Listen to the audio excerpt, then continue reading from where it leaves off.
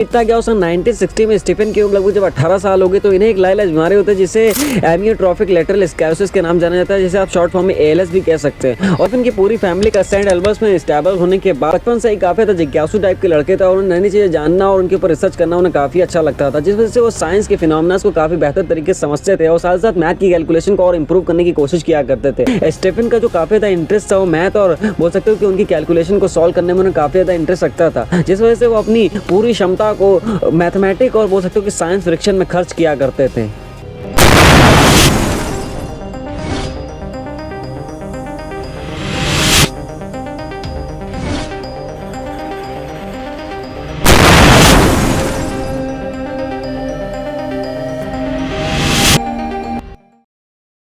देखिए, हम में सबने कभी ना कभी ब्लैक होल के बारे में जरूर सुना होगा और ये भी सुना होगा इसके अंदर काफी ज्यादा मिस्टीरियस थिंकिंग छुपी हुई है और काफी ज्यादा लोगों का ये भी मानना है कि ब्लैक होल एक्चुअली में ब्लैक होता है। लेकिन मैं आपको इन शॉर्ट बता दूं कि ब्लैक होल एक्चुअली में ब्लैक नहीं होता है और इस बात का डिफिनेशन मैं आपको आगे के इस वीडियो में दूंगा कि किस तरीके से ब्लैक होल ब्लैक नहीं होता है। और साथ साथ आज की इस वीडियो में जानते हैं कि एक महान बंदा जिसका नाम स्टीफन विलियम हॉकिंस है, जिसने बोल सकते हो कि ब्लैक होल थ्योरी को देने में अपना काफी ज्यादा डोमिनेशन दिया, यानी काफी ज्यादा एक्स्ट्रा ऑर्डिनरी थिंकिंग देने की कोशिश करी और साथ साथ बिग बैंग थ्योरी को भी काफी ज्यादा डिफाइन करने की कोशिश करी है। तो चलिए आज के इस वीडियो में डिटेल से जानते हैं कि एक्चुअल में ब्लैक होल किस तरीके के इंपॉर्टेंट रखता है अपने यूनिवर्स के लिए, अपने अर्थ के लिए, और साथ साथ जानते हैं कि किस तरीके से एक महान बंदा जिसका नाम स्टीफन विलियम हॉकिंस, इसने किस तरीके से ब्लैक होल थ्योरी को डिफाइन किया। तो चलिए आज के इस वीडियो में डिटेल से जानते हैं। देखिए, ये दिन था 2 जनवरी 1942 को जब स्टीफन का जन्म ऑक्सफोर्ड में होता है और इसी सन में यानी 1942 में महात्मा गांधी की लीडरशिप में एक आंदोलन को रेगुलेट किया जाता है जिसका नाम भारत छोड़ो आंदोलन होता है। और मैं आपको बता दूं कि स्टीफन के पिताजी का नाम फ्रैंक था और उनकी माता का नाम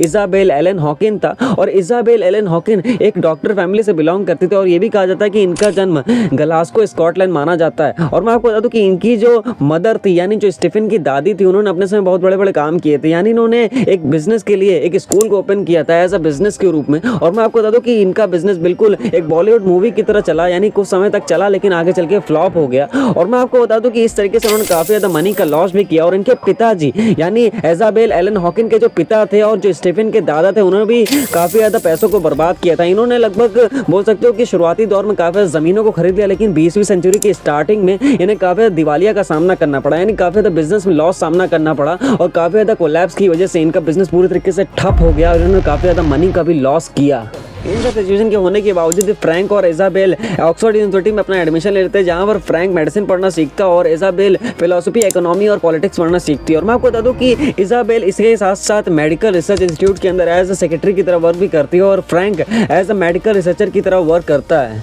देखिए, स्टीफन अपने पेरेंट्स के इकलौती औलाद नहीं थे, बल्कि इसके अलावा भी उनकी 3 संतानें थी, जिनमें से 2 का नाम मैरी और दूसरे का नाम फिलिपा था और तीसरे बंदे का नाम एडवर्ड फ्रैंक डेविड था, जिसे उन्होंने अडॉप्ट किया था।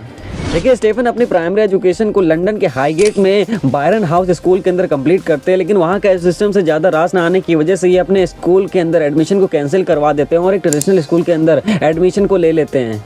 देखिए, सन था 1950 का जब स्टीफन के पिता national institute for medical research के पैरासिटोलॉजी में एक डिवीजन हेड बन जाते हैं, जिस वजह से इनका ट्रांसफर सेंट एल्बर्ट्स में हो जाता है, जिस वजह से इनकी पूरी फैमिली वहाँ पर जाकर शिफ्ट हो जाती है। देखिए, वहाँ पर लोकेलिटी में इनकी फैमिली काफ़ी जानी मानी हो जाती है, क्योंकि वहाँ पर लोग ज़्यादा ज़्यादा इन्हें ब्राइट मानते थे, यानी या फिर बुद्धिमान इनकी फैमिली को मानते थे और साथ साथ काफ़ी ज़्यादा स्ट्रेंज भी मानते थे, क्योंकि यहाँ पर इनका जो बोल सकते हो कि डिनर करने का तरीका और खाना पीने का तरीका था काफ़ी अजीब था, क्योंकि यहाँ पर लोग अपने खाने को उठाते और एक बुक को उठाते और पढ़ते रहते किनारे बैठ के, किसी से किसी को कोई लेना देना नहीं है, चुपचाप बुक पढ़ते और खाते रहते। इस वजह से उनकी फैमिली लोकेलिटी में काफी ज्यादा बुद्धिमान और काफी ज्यादा स्ट्रेंज मानी जाती थी।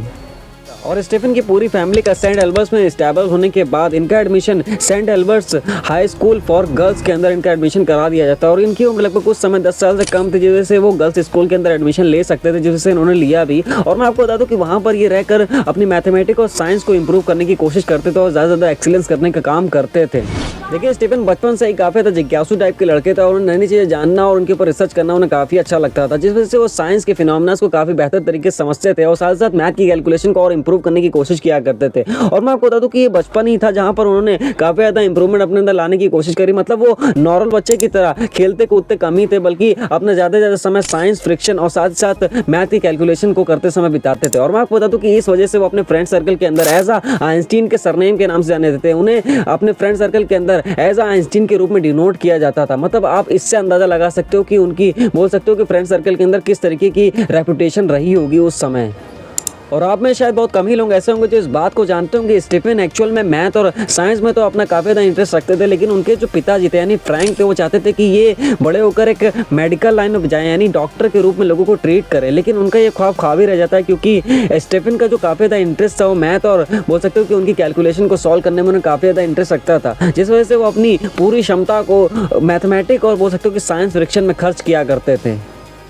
देखिए समय बीतता गया और सन 1960 में स्टीफन की उम्र लगभग जब 18 साल हो गई तो इन्हें एक लाइलाज बीमारी होती है जिसे एमियोट्रोफिक लेटरल स्क्लेरोसिस के नाम जाना जाता है, जिसे आप शॉर्ट फॉर्म में ALS भी कह सकते हैं। और ये एक्चुअल में एक न्यूरोलॉजिकल डिसऑर्डर जिसमें जो पर्सन की ब्रेन और रीढ़ की हड्डी होती है उसमें जितने भी नर्वस सेल होते हैं पूरी तरीके से डैमेज हो जाते हैं और पर्सन की पूरी तरीके से हाथ और पैर पूरी तरीके से पैरालाइज हो जाते हैं। और कुछ इसी तरह की सिचुएशन उस समय स्टीफन को भी सामना करना पड़ रहा था। खैर इन सबके होने के बावजूद भी स्टीफन 1962 में ऑक्सफोर्ड यूनिवर्सिटी से अपनी BA की डिग्री को हासिल करते हैं और BA की डिग्री को हासिल करने के बाद 1966 में अपनी फिजिक्स में PhD डिग्री को होल्ड करते हैं। और इन सब डिग्रियों को हासिल करने के बाद ये अपना पूरा ध्यान ब्रह्मांड के जेनेसिस यानी ब्रह्मांड की उत्पत्ति और ब्रह्मांड की संरचना के ऊपर पूरी तरीके से सेंटर्ड कर लेते हैं।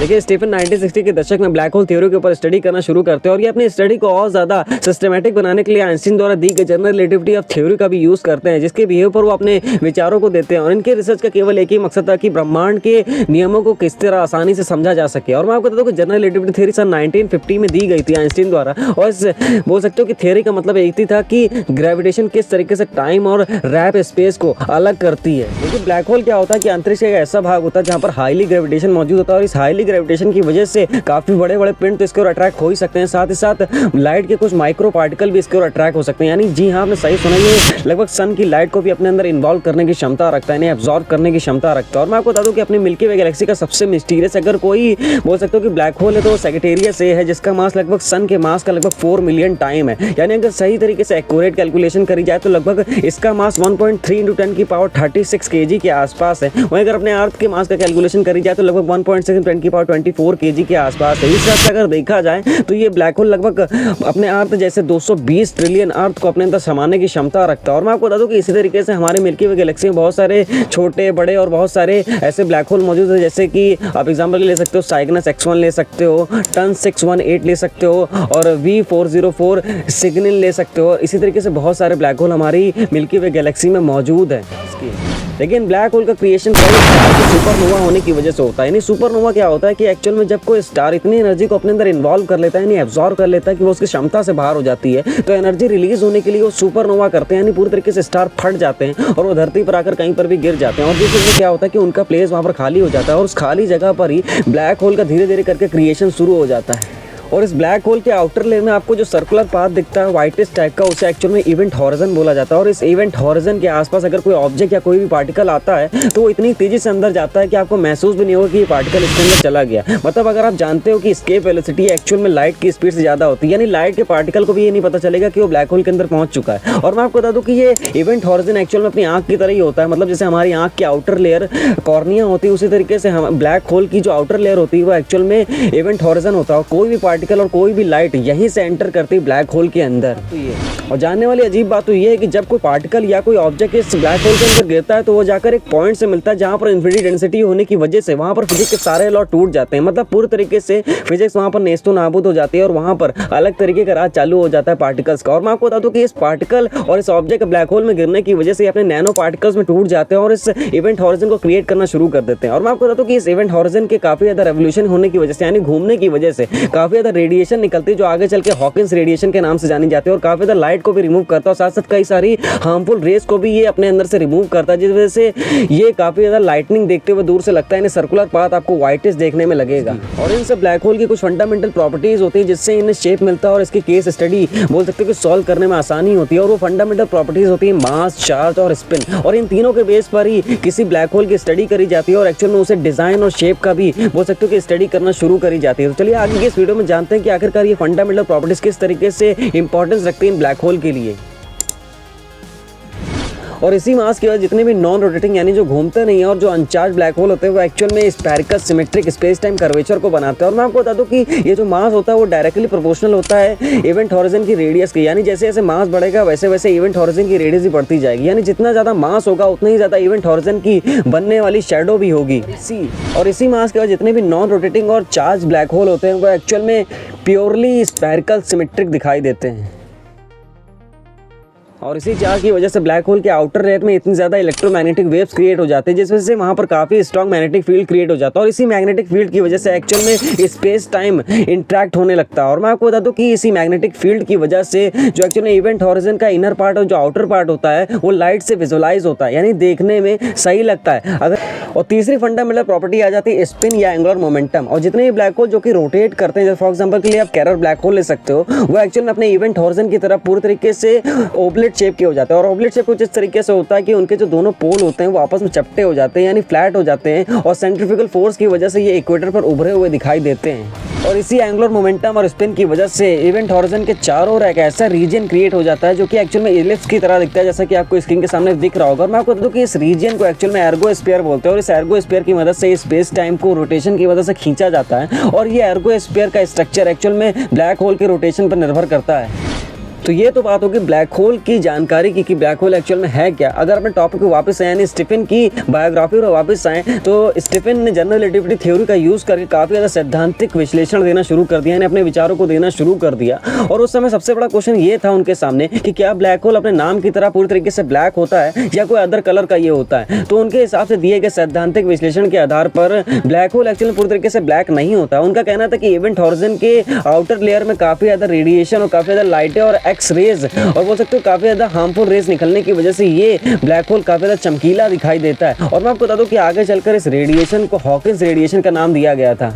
और स्टीफन ने प्रूव करके दिखा दिया कि एक्चुअल में इवेंट हॉरिजन के पास क्वांटम इफेक्ट होने की वजह जितने भी पार्टिकल और एंटी पार्टिकल होते हैं उनमें से एक पार्टिकल ब्लैक होल के अंदर एंटर करता है, यानी ब्लैक होल के अंदर पार्टिसिपेट करता है, और दूसरा पार्टिकल आसानी से वहां से बच के निकल सकता है। और इस एंटी पार्टिकल के निकल जाने की वजह से ब्लैक होल के आउटर लेयर में आपको रेडिएशन देखने को मिलती है। और मैं आपको बता दूं कि इस पार्टिकल के निकल जाने की वजह से काफ़ी ज़्यादा मास रिमूव हो जाता है ब्लैक होल का, और साथ साथ एनर्जी भी रिमूव हो जाती है। और जिस वजह से एक समय ऐसा आता है कि ब्लैक होल धीरे धीरे करके पूरी तरीके से रिमूव हो जाता है, यानी वेपराइज हो जाता है। और इस कंसेप्ट को देने की वजह से काफ़ी ज़्यादा लोगों के क्वेश्चन भी क्लियर हो गया एक्चुअल में ब्लैक होल क्यों सिकुड़ जाता है और एक समय आने पर गायब हो जाता है। और मैं आपको बता दूं कि इस कंसेप्ट के द्वारा एक्चुअल में क्वांटम मैकेनिज्म और जनरल रिलेटिविटी को जोड़ने का काम किया जाता है। और दूसरा सबसे बड़ा क्वेश्चन ये था कि क्या ब्लैक होल एक्चुअल में थर्मोडायनेमिक्स के लॉस को फॉलो करता है। और मैं आपको बताऊं कि थर्मोडायनेमिक्स कुछ इस तरीके होता है जहां पर हम लोग वर्क, हीट और एनर्जी का बोल सकते कि स्टडी करते हैं, उसे थर्मोडायनेमिक्स बोला जाता है। और इसका जवाब देने के लिए स्टीफन जैकब बैलेंस्टीन के साथ मिलकर ये एस्टैब्लिश करते हैं कि जी हाँ, ब्लैक होल एक्चुअल में थर्मोडायनेमिक्स के लॉस को फॉलो करता है। वो फर्स्ट लॉ कुछ इस तरीके से बताते हैं कि एक्चुअल में जो ब्लैक होल का मास होता है वो एनर्जी पर डिपेंडेंसी रखता है। जब तक मास होगा तब तक उसके पास एनर्जी होगी। और जैसा कि हम जानते हैं कि थर्मोडायनेमिक्स का जो फर्स्ट लॉ होता है कुछ इस तरीके से होता है कि ना तो एनर्जी को क्रिएट किया जा सकता है ना डिस्ट्रॉय किया जाता है, बल्कि उसे एक फेज से दूसरे फेज में कन्वर्ट किया जा सकता है। वैसा ही इन्होंने भी कहा। और मैं आपको दूं कि सेकंड लॉ ये कुछ इस तरीके से बताते हैं कि एक्चुअल में जो इवेंट हॉरिजन का एरिया है वो कभी खत्म नहीं होगा, यानी जब तक ब्लैक होल होगा तब तक इवेंट हॉरिजन भी क्रिएट होगा। और ये भी कहा जाता है कि इवेंट हॉरिजन का जो एंट्रोपी होती है जब तक वो पीक लेवल पे रहती है तब तक इवेंट हॉरिजन का एरिया कभी खत्म नहीं होगा।